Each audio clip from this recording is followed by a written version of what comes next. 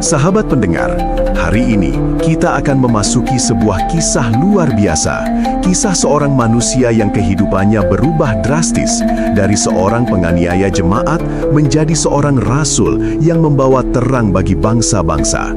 Dialah Paulus, yang namanya diingat sepanjang sejarah sebagai utusan Kristus yang penuh semangat. Mari kita mulai dari awal, dari kehidupannya sebagai seorang anak kecil di kota Tarsus. Tarsus bukanlah kota sembarangan. Ia adalah pusat perdagangan, kebudayaan, dan pendidikan di wilayah Kilikia, Asia Kecil. Disinilah, sekitar tahun 5 Masehi, seorang bayi Yahudi lahir dari keluarga suku Benyamin. Bayi itu diberi nama Saulus. Saulus tumbuh di tengah keluarga yang taat menjalankan hukum Taurat. Ayahnya seorang Farisi, sangat menjunjung tinggi tradisi leluhur. Sejak kecil, Saulus diajari untuk menghafal hukum, mempelajari kitab-kitab suci, dan menjaga kemurnian imannya. Namun, berbeda dengan anak Yahudi lainnya, Saulus memiliki satu keistimewaan. Ia adalah warga negara Romawi. Status ini sangat jarang dimiliki oleh orang Yahudi. Dengan kewarganegaraan Romawi, ia berhak atas perlindungan hukum, kebebasan tertentu, bahkan kesempatan yang lebih luas. Sebuah latar belakang yang kelak tanpa ia sadari akan membantunya dalam misi besar menyebarkan Injil. Masa mudanya diisi dengan pendidikan yang ketat. Ia tidak hanya belajar bahasa Ibrani dan hukum Taurat, tetapi juga mengenal filsafat Yunani dan budaya Romawi. Saulus kemudian pergi ke Yerusalem untuk belajar langsung di bawah bimbingan Gamaliel, seorang rabi terhormat dan guru Taurat yang disegani. Di bawah asuhan Gamaliel, Saulus berkembang menjadi seorang pemuda yang cerdas, berwawasan luas, dan memiliki semangat membara untuk membela iman leluhurnya. Ia yakin sepenuh hati bahwa hukum Taurat adalah jalan keselamatan, dan setiap ajaran yang bertentangan dengan itu harus ditentang. Dan pada masa itulah muncul sebuah kelompok kecil yang menggemparkan. Mereka disebut orang-orang Kristen. Mereka mengikuti seorang guru dari Nazaret yang disebut Yesus, yang dikatakan bangkit dari kematian. Bagi Saulus, ajaran itu bukan hanya aneh, tapi juga berbahaya. Bagaimana mungkin seorang yang disalibkan, cara mati yang hina di mata orang Yahudi, disebut sebagai Mesias? Saulus tidak bisa menerima itu. Baginya, orang-orang Kristen adalah penyesat yang harus disingkirkan. Maka dimulailah sebuah perjalanan kelam. Saulus menjadi salah satu penganiaya paling keras terhadap pengikut Kristus. Ia hadir ketika Stefanus, seorang diaken penuh iman, ditangkap dan dihukum mati dengan cara dilempari batu. Saulus berdiri di sana, menyetujui pembunuhan itu.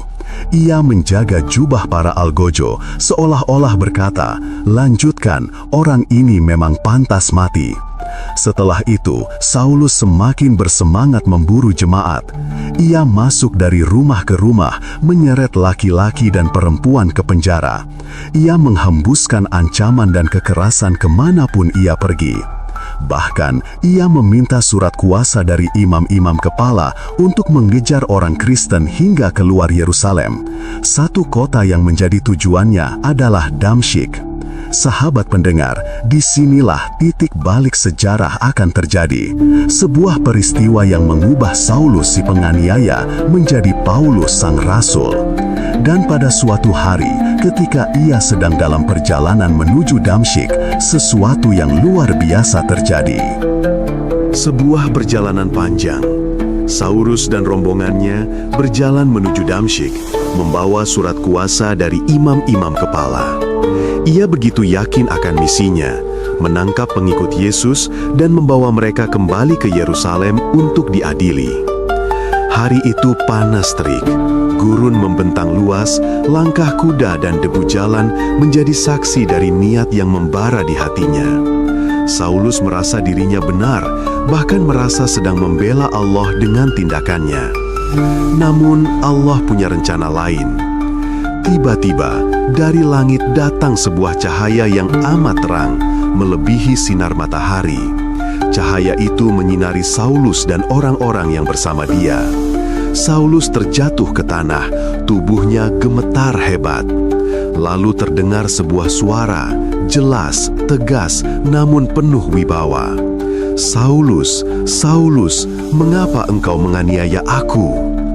Saulus, kebingungan dan ketakutan, hanya bisa bertanya, "Siapakah engkau, Tuhan?" "Akulah Yesus yang engkau aniaya. Tetapi bangunlah dan pergilah ke dalam kota. Di sana engkau akan diberitahukan apa yang harus kau perbuat." Hening, debu berterbangan. Saulus mencoba membuka matanya, tapi ia tidak bisa melihat apa-apa. Ia menjadi buta. Orang-orang yang menyertainya pun kebingungan. Mereka mendengar suara itu, tetapi tidak melihat siapapun. Dengan hati-hati, mereka menuntun Saulus yang kini tak berdaya masuk ke kota Damsyik. 3 hari lamanya, Saulus duduk dalam kegelapan. Ia tidak makan, tidak minum.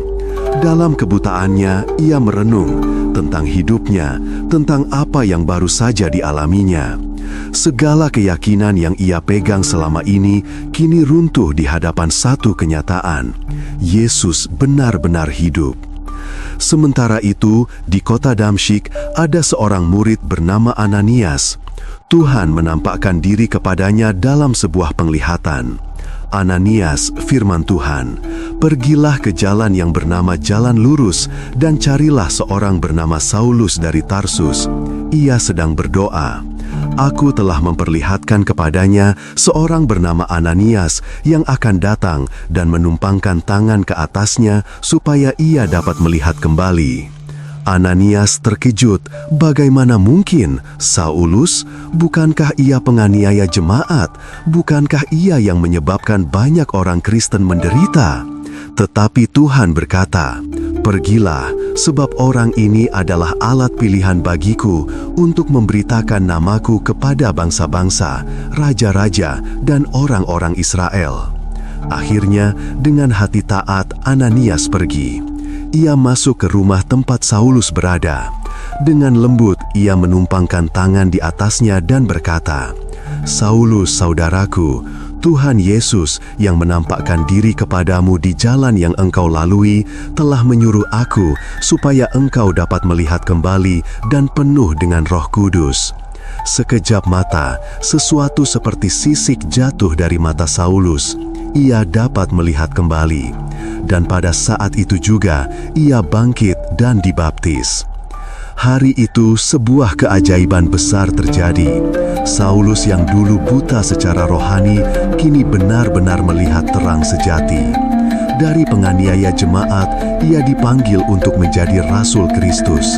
Nama Saulus masih melekat pada dirinya, tetapi kelak ia lebih dikenal dengan nama Paulus, nama yang akan menggema sepanjang zaman. Namun perjalanan baru saja dimulai. Paulus yang baru bertobat harus menghadapi tantangan besar. Bagaimana ia akan diterima oleh orang-orang Kristen yang dulu ia aniaya? Dan bagaimana ia akan menjelaskan perubahan drastis dalam dirinya? Setelah 3 hari dalam kegelapan, Saulus kini melihat terang. Ia sudah dibaptis dan ia makan kembali sehingga kekuatannya pulih. Namun yang lebih penting dari itu, hatinya telah berubah. Saulus yang dulu datang ke Damsyik untuk menangkap para pengikut Yesus, kini justru bergabung dengan mereka. Ia tidak membuang waktu. Segera ia masuk ke rumah-rumah ibadat, berdiri tegak dan bersaksi dengan lantang, "Yesus adalah Anak Allah." Orang-orang yang mendengar itu terkejut. Mereka bertanya-tanya, "Bukankah ini orang yang di Yerusalem menganiaya semua orang yang berseru kepada nama Yesus? Bukankah ia datang kemari dengan maksud menangkap mereka?" Yah, semua orang bingung. Perubahan Saulus begitu drastis. Dari seorang penganiaya, kini ia menjadi pembela. Dari seorang penentang, kini ia berkhotbah dengan penuh kuasa. Hari demi hari, Saulus semakin dikuatkan oleh Roh Kudus. Ia mampu membungkam lawan-lawan debatnya. para pemuka Yahudi tidak mampu menandingi hikmatnya ketika ia membuktikan bahwa Yesus memang Mesias yang dijanjikan. Tetapi perubahan ini juga menimbulkan kebencian. Bagi para pemimpin Yahudi, Saulus kini dianggap sebagai pengkhianat. Mereka bersekongkol untuk membunuhnya. Rencana itu tersebar, tetapi para murid tahu. Suatu malam, mereka menurunkan Saulus di dalam sebuah keranjang melewati celah tembok kota. Dengan cara itulah ia lolos dari maut. Setelah itu, Saulus kembali ke Yerusalem. Namun di sana ia menghadapi tantangan lain. Jemaat di Yerusalem sangat takut kepadanya. Mereka sulit percaya bahwa orang yang dulu menyeret keluarga-keluarga Kristen ke penjara kini benar-benar sudah berubah. Tetapi di tengah keraguan itu muncullah seorang pria penuh kasih bernama Barnabas. Ia mengambil risiko mendekati Saulus. Barnabas lalu membawa Saulus menghadap para rasul dan menceritakan bagaimana Saulus telah melihat Tuhan di jalan menuju Damsyik dan bagaimana dengan berani ia memberitakan nama Yesus di kota itu. Karena kesaksian Barnabas, perlahan para murid mulai menerima Saulus. Ia pun mulai melayani bersama mereka di Yerusalem. Namun, pelayanan Saulus tidak pernah mudah. Ketika ia berbicara kepada orang-orang Yahudi yang berbahasa Yunani, mereka pun mencoba membunuhnya. Melihat bahaya yang mengancam, para murid akhirnya mengirim Saulus pergi ke Tarsus, kota asalnya. Di sanalah untuk beberapa waktu Saulus hidup lebih tenang, tetapi benih panggilan sudah tertanam kuat di hatinya. Ia tahu bahwa hidupnya tidak lagi sama. Ia tahu bahwa ia dipilih bukan untuk duduk diam, melainkan untuk pergi sejauh mungkin ke bangsa-bangsa yang belum mengenal Kristus. Dan memang waktunya akan segera tiba, sebab Allah telah menyiapkan Saulus yang kini lebih dikenal sebagai Paulus untuk sebuah misi besar, membawa Injil melampaui batas Israel menuju dunia yang luas. Waktu pun berlalu. Gereja mula-mula semakin bertumbuh dan Injil mulai menjangkau bangsa-bangsa lain. Di kota Antiokhia, jemaat berkembang pesat. Dari sinilah rencana besar Allah terungkap. Para pemimpin jemaat berdoa dan berpuasa, lalu Roh Kudus berkata, "Khususkanlah Barnabas dan Saulus untuk tugas yang telah kutentukan bagi mereka." Maka dimulailah perjalanan misi pertama Paulus. Bersama Barnabas dan Markus, ia berangkat ke Pulau Siprus. Di sana, mereka berkhotbah di sinagoga-sinagoga Yahudi. Mujizat terjadi. Bahkan gubernur Romawi di pulau itu, Sergius Paulus, menjadi percaya kepada Yesus. Dari Siprus, mereka melanjutkan perjalanan ke Asia Kecil, ke Pisidia, Ikonium, Listra, dan Derbe. Di tempat-tempat itu, Paulus dan Barnabas memberitakan Injil dengan penuh kuasa. Banyak orang menjadi percaya, namun banyak juga yang menolak. Di Listra, terjadi sebuah peristiwa dramatis. Paulus menyembuhkan seorang yang lumpuh sejak lahir. Orang banyak begitu kagum sampai mereka mengira Paulus dan Barnabas adalah dewa. Mereka hendak mempersembahkan korban bagi mereka. Namun Paulus dengan keras menolak, berkata bahwa mereka hanyalah manusia biasa dan hanya Allah yang patut disembah. Tetapi sukacita itu tidak berlangsung lama. Orang-orang Yahudi yang menolak Injil menghasut massa. Paulus dilempari batu hingga nyaris mati. Ia diseret keluar kota dan dibiarkan begitu saja. Namun, ketika para murid mengelilinginya, Paulus bangkit kembali, seolah-olah hidupnya dijaga tangan Tuhan. Meski penuh penderitaan, perjalanan misi pertama itu berhasil. Jemaat-jemaat baru berdiri, orang-orang bukan Yahudi menerima Injil, dan kabar keselamatan menjangkau wilayah yang sebelumnya tidak pernah mendengarnya. Tidak berhenti di situ, Paulus melanjutkan perjalanan misi kedua. Kali ini, ia ditemani Silas, lalu bergabung dengan Timotius, seorang pemuda setia, dan juga Lukas, sang tabib yang kelak menulis kitab kisah para rasul.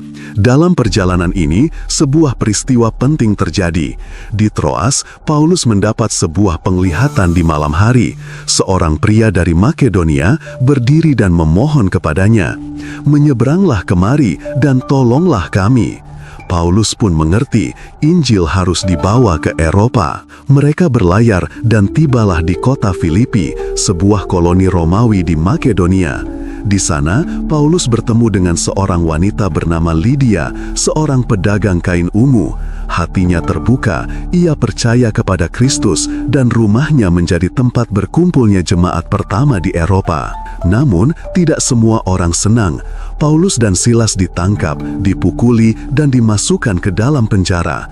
Tetapi pada tengah malam, saat mereka menyanyi dan memuji Tuhan, terjadilah gempa bumi. Pintu-pintu penjara terbuka, belenggu-belenggu terlepas. Penjaga penjara yang hampir bunuh diri dicegah Paulus, lalu ia pun bertobat dan dibaptis bersama seluruh keluarganya. Perjalanan Paulus terus berlanjut ke Tesalonika, Berea, Athena hingga Korintus. Dimanapun ia pergi, ada yang percaya, ada yang menolak, ada yang marah, ada yang bersuka cita.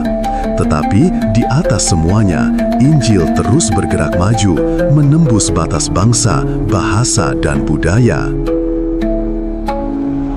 Dari semua perjalanan, pengajaran, dan penderitaan Paulus, salah satu warisan terbesarnya adalah surat-suratnya. Surat-surat ini ditulis bukan dari tempat yang nyaman, tetapi seringkali dari penjara, dari pengasingan, bahkan dari tengah ancaman bahaya. Kepada jemaat di Roma, Paulus menulis tentang kasih karunia Allah. Ia menjelaskan bahwa manusia dibenarkan bukan karena perbuatan, melainkan karena iman kepada Yesus Kristus. Kata-katanya tegas, "Sebab semua orang telah berbuat dosa dan telah kehilangan kemuliaan Allah, dan oleh kasih karunia telah dibenarkan dengan cuma-cuma karena penebusan dalam Kristus Yesus." Kepada jemaat di Korintus, ia berbicara tentang kasih yang lebih besar dari semua karunia rohani. Kata-kata yang abadi itu terus dikenang, bahwa kasih itu sabar, kasih itu murah hati, kasih tidak sombong, tidak mencari keuntungan diri sendiri, tidak pemarah, tidak menyimpan kesalahan orang lain. Kepada jemaat di Galatia, ia menegaskan bahwa kebebasan sejati hanya ada dalam Kristus, bukan dalam hukum Taurat. Kepada jemaat di Efesus, ia menulis tentang kesatuan tubuh Kristus, di mana setiap orang percaya adalah bagian dari satu keluarga besar Allah. Kepada jemaat di Filipi, suratnya dipenuhi sukacita, meski ia sendiri di penjara. Di sana ia berkata dengan penuh keyakinan, "Bersukacitalah senantiasa dalam Tuhan, sekali lagi kukatakan, bersukacitalah." Dan kepada Timotius, anak rohaninya, Paulus menulis dengan suara seorang ayah. Ia menasehati, menguatkan, dan meneguhkan hati Timotius untuk tetap setia melayani sekalipun ada penderitaan. Surat-surat Paulus bukan sekadar tulisan, melainkan curahan hati. Ia menulis dengan tinta, tetapi sesungguhnya setiap kata berasal dari air mata, dari luka cambuk di punggungnya, dari rantai besi yang mengikat tangannya. Ia menulis dari sel penjara yang dingin, dari kapal karam yang nyaris merenggut nyawanya, dari ruang pengadilan tempat ia berdiri sendirian.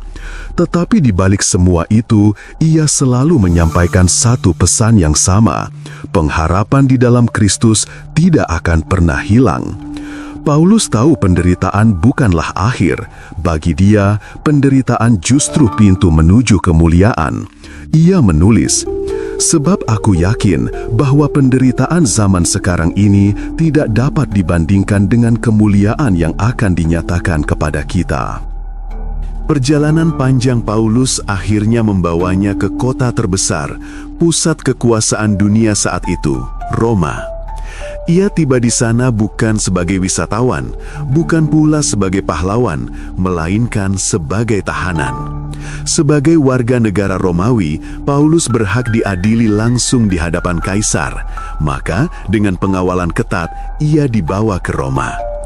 Perjalanannya penuh bahaya. Kapal yang ditumpanginya karam di tengah laut.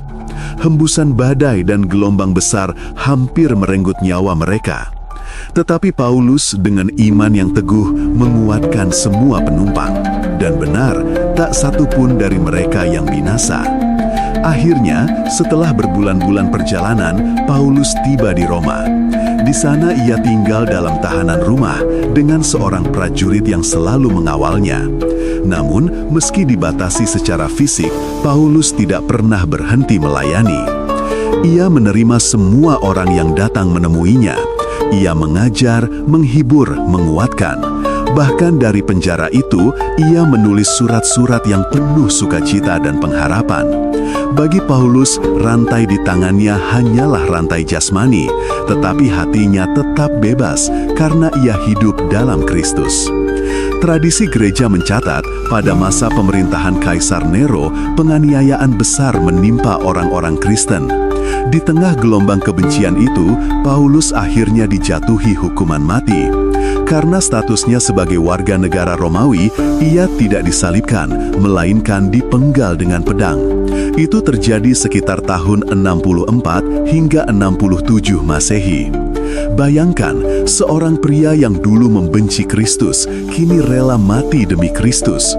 Seorang yang dulu menyeret orang percaya ke penjara, kini mati dalam rantai sebagai saksi iman. Namun, bagi Paulus, kematian bukanlah kekalahan. Ia pernah menulis kepada Timotius dengan kata-kata yang menggugah. Aku telah mengakhiri pertandingan yang baik, aku telah mencapai garis akhir, dan aku telah memelihara iman. Sekarang telah tersedia bagiku mahkota kebenaran. Sahabat pendengar, begitulah akhir dari perjalanan Paulus di dunia. Tetapi warisan rohaninya tidak pernah berakhir. Injil yang ia bawa menembus batas bangsa, mengakar dalam jemaat, dan akhirnya menjangkau seluruh dunia. Surat-suratnya masih dibacakan hingga kini, menguatkan hati jutaan orang. Dari Saulus sang penganiaya menjadi Paulus sang rasul. Dari musuh Kristus menjadi utusan Kristus yang paling setia. Kisah Paulus mengingatkan kita bahwa tidak ada seorang pun yang terlalu jauh untuk dijangkau kasih Allah, bahwa hidup bisa berubah total ketika disentuh oleh anugerah, dan bahwa iman yang sejati bukan hanya tentang kata-kata, tetapi tentang keberanian untuk tetap setia, bahkan sampai akhir. Inilah kisah Paulus, sang rasul bangsa-bangsa. Kisah tentang perubahan, penderitaan, pengharapan, dan kasih yang abadi. Kasih Kristus yang hidup untuk selama-lamanya.